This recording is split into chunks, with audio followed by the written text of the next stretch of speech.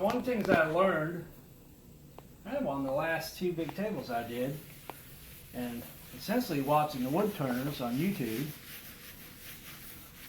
is to use some sanding sealer before the epoxy pour.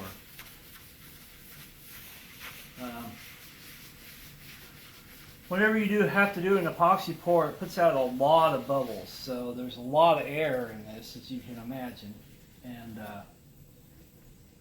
you usually have to do what's called the seal coat, and you spend forever chasing bubbles and trying to do stuff, and then you miss one, and then you chase bubbles and bubbles in the epoxy stuff, and it's really, really annoying. But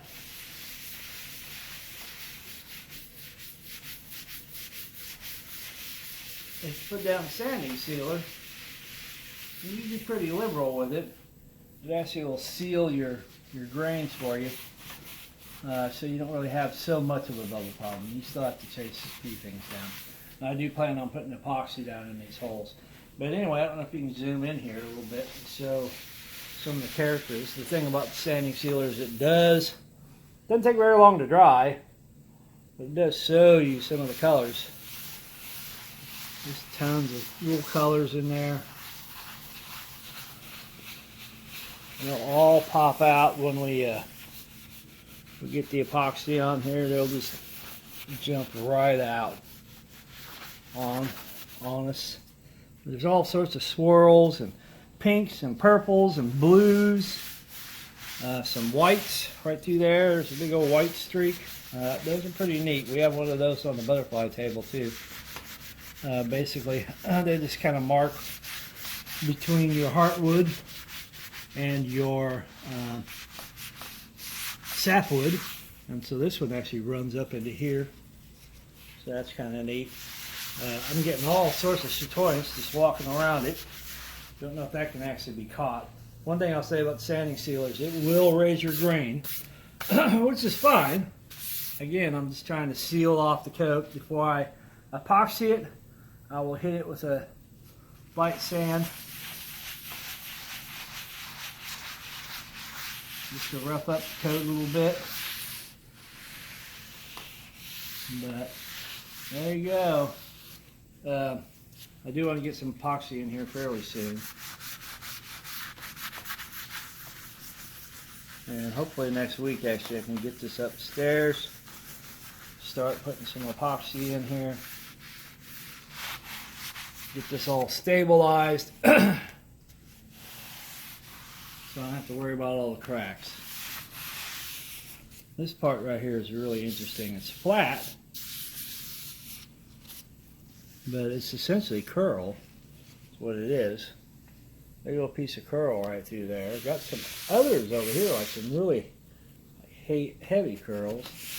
I thought these black marks are tool marks, but I don't think so. This is a really interesting piece of wood. It's really interesting. It's going to be flat out gorgeous. Sitting in my son's house somewhere. I don't know where. Probably up next to his gaming chair and with a Mountain Dew on it. But anyway. I did get the bottom and the sides, so I got all the sides carved out. Still going to be kind of a shin breaker. This is actually the bottom, so hopefully everything will work out. Get some epoxy on it. I do have the sanding sealer, so all sides are sealed at the moment. I'm going to let it dry a little bit, but I did get it all shaped out the way I want her. Still some bark left on because walnut really does hang on to its bark. I probably could have left all the bark on, but it would have flaked off over years. So those small pieces like this will look really nice, and they just won't flake off. So they'll just be a little feature. So it looks pretty good. Top looks pretty nice. So I'm pretty stoked about it. So anyway, pretty happy with it. This will be the bottom again, and the top is the underside. So anyway, next step is let it dry and get it upstairs. some of these cracks, so I wanted to get it up here anyway. I needed to epoxy it. But some of these cracks were concerning me a little bit. You probably see that on one of the videos. So I wanted to make sure I got something into them. I did put some CA glue in there, but it kind of disappeared. So I wanted to make sure that I got some epoxy in there. And then, of course, the hardener, for whatever reason, put in too much, so I had to put in more resin, so I ended up with a lot more than I wanted. I just wanted to fill in the cracks, but I went ahead and poured some of the green and blue stuff together. I think I'm just going to go heavy into the green next. I've still got some crack there. I'm going to set this up on its side. So I kind of figured that out. I'll get some blue tape this corner off. I've got this weird little crotch thing here I've got to take care of. So what I'll do is I'll set it up side, tape this all off as best as I can, and then I can just pour in from the top, fill it up full of the green, and then kind of leave that the way it is. I'll try not to pour too much.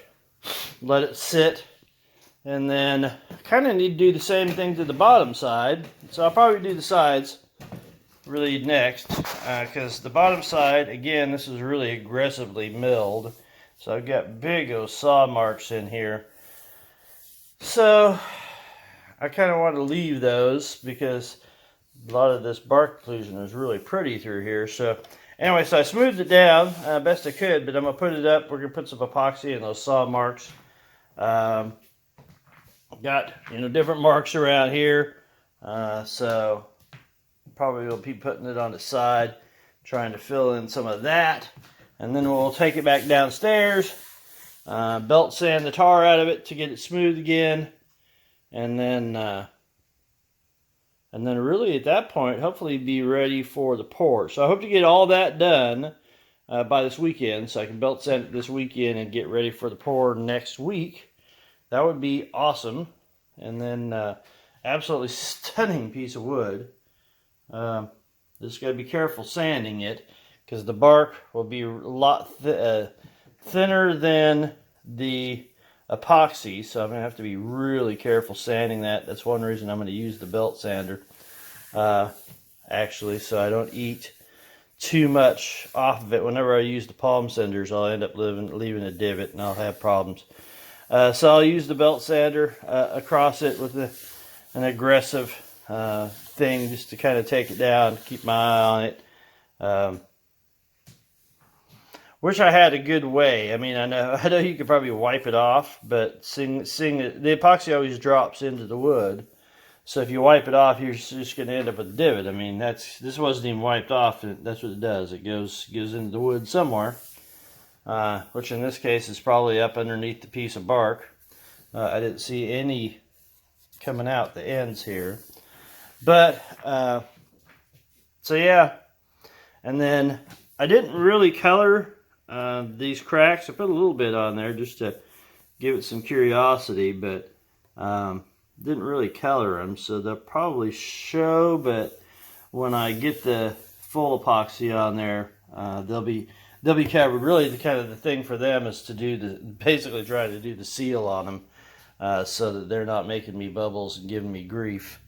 So anyway, so that's the plan for this week, while I'm working off and on to come out here and mix up some epoxy and start filling in some spots, making some characters or small. I want it to be really pretty fine, if that makes sense. I don't want it to be quite as stunning in your face as say the mesquite table I made or any of that, but want this to be the small little lines kind of running through stuff. I do still have a crack right there. I might get my thin CA out, put it on there. I got some in the drawer in my office. But anyway, absolutely, she's one pretty table. I can't wait to get it sanded down. Put a little bit of, what I'll do is I'll put a little bit of Danish oil on it, the walnut stain. That'll bring that dark right out. And then once we put the epoxy on there, it'll just, pop right, the little tabletop epoxy. You can kind of see a little bit. It'll make that grain just stand right out. So pretty neat. A lot of work. So hopefully we get it done. Another little step in here. My wife's always thrilled to death that I do this at the kitchen table. So anyway, so it all chisels off, believe me. One of these days I'll have to get a better kitchen table anyway, but we've had it for a lot of years. But anyway, just kind of putting this up here. I did have this little crotch section right here. Was having problems with the epoxy basically coming up through and then coming out the holes when I had it flat. So solution really for that is to tape it off and then get the epoxy just kind of poured into a little cup, which I need to do anyway, just so that that bark that's in there doesn't catch on fire. Catch on fire when I'm spraying it with the fire. Yeah, no. So the bark in there basically doesn't fall apart over the years anyway. So I'm trying to keep the bark inclusions as much as possible. So little pocket there, trying to do the lime greeny thing as much as we can. Hopefully this will all be pretty subtle. I'll try to go in there with a Dremel and kind of smooth that out. I was trying to fill that hole. One thing about epoxy, it's kind of interesting sometimes, is just you have these little holes and these little voids sometimes, and just keep pouring and pouring and pouring, and then an air bubble pops and they keep going, and you wonder where in the world they're going. But so I do have that little hole right there. That'll probably be taken away when I round over the edge. So I'm kind of done fiddling with it. I was trying to fill it, but it'll probably be taken down anyway. And trying to fill some of the bug which I did. If you want to see a really good version of that, you can refer to my mesquite table. I did a really good job of kind of filling in the bug trails full of epoxy on that one. Kind of doing similar here, basically just letting it dribble in, fill whatever it needs, and then whenever I sand it, of course, those little bug trail areas will be lower than some of the other areas. Then one other thing I wanted to mention on this particular piece of wood, which is really, that's just amazing, figure on it is how much curl is and tension was on whatever this piece of wood was on this side. So this was probably a branch or something that came off. I'm not real sure how this actually went. Probably two branches because we got crotch coming down the edge here. But anyway, somehow or another, but there was a lot of tension. See these bubbles right here on the edge? Whenever you see these on wood or bubbles, these basically wrinkles on the edges like that, that's stress, and the wood is kind of, getting itself ready to handle whatever that load is. So I would suggest this probably was a branch that came off, had some load on it. But what's cool about those indicators is usually if the wood that you have is, is one of those that is prone to curl, usually those little wrinkles like that mean that you're going to have some awesome curl through there. It may just be localized to that spot, but that is a good giveaway. What I do know from this piece of wood is we have some just really bizarre curl. I don't think I've ever seen anything quite like this on this. So whenever this gets done and I can really show it to everybody, I will. But you can kind of see parts of it right here. Just absolutely it is nuts. The chatoyance that comes off that is just really cool. The grain is essentially going in and out and in and out.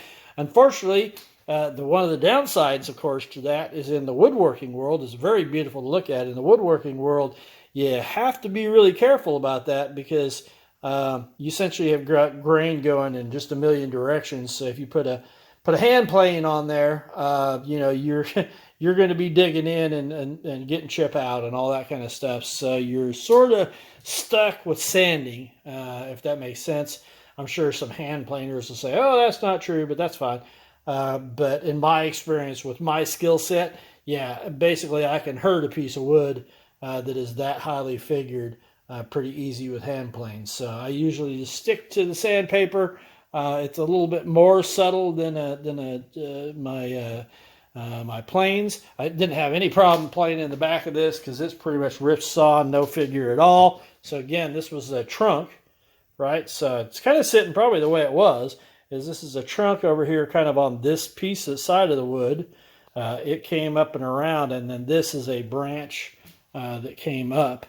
I'm assuming, just kind of looking at the wood, or a couple of branches that came up here and here. The figure is really just outstanding because of that. So walnuts are good, known for good crotch figure. This one's got crotch figure everywhere. Nearly burl. It's not quite burl. It's got some burl pieces that look, you know, kind of curly or you know, whatever you want to call it, spirals and things like that. But not all of it is. Mostly it's just highly figured because of the three branches that came off right here. And then, of course, I think this is the main trunk. So when they were actually cutting the walnut to dimension, this actually was a discard piece from them. So that's why this is rip sawn, as they milled the main trunk. This piece was sitting out. They'd probably already cut the limbs off. And then they kind of rough sawed this and then just sold this piece separately. But anyway, kind of neat stuff, I think. So another little step in the process.